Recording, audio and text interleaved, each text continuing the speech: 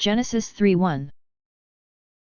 Now the serpent was more crafty than any of the wild animals the Lord God had made. He said to the woman, "Did God really say, 'You must not eat from any tree in the garden'?" Genesis 3:2. The woman said to the serpent, "We may eat fruit from the trees in the garden." Genesis 3:3. But God did say, "You must not eat fruit from the tree that is in the middle of the garden, and you must not touch it, or you will die." Genesis 3:4. "You will not surely die," the serpent said to the woman. Genesis 3:5.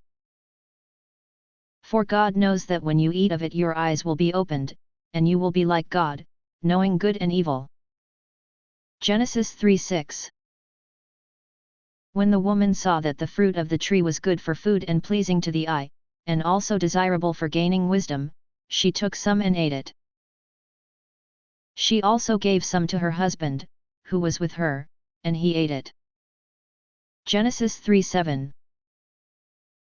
Then the eyes of both of them were opened, and they realized they were naked, so they sewed fig leaves together and made coverings for themselves.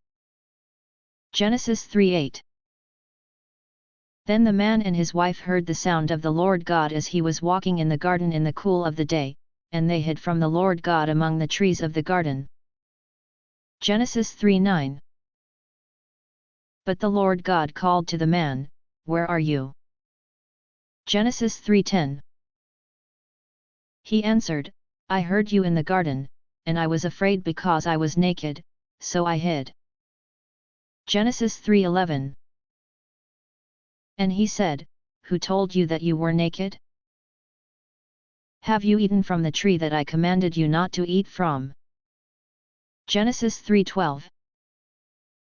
The man said, "The woman you put here with me, she gave me some fruit from the tree, and I ate it." Genesis 3:13. Then the Lord God said to the woman, "What is this you have done?" The woman said, "The serpent deceived me, and I ate." Genesis 3:14. So the Lord God said to the serpent, "Because you have done this, cursed are you above all the livestock and all the wild animals. You will crawl on your belly and you will eat dust all the days of your life." Genesis 3:15. And I will put enmity between you and the woman, and between your offspring and hers, he will crush your head, and you will strike his heel. Genesis 3:16. To the woman he said, "I will greatly increase your pains in childbearing, with pain you will give birth to children. Your desire will be for your husband, and he will rule over you." Genesis 3:17. To Adam he said, "Because you listened to your wife and ate from the tree about which I commanded you, you must not eat of it, cursed is the ground because of you, through painful toil you will eat of it all the days of your life." Genesis 3:18. It will produce thorns and thistles for you, and you will eat the plants of the field. Genesis 3:19.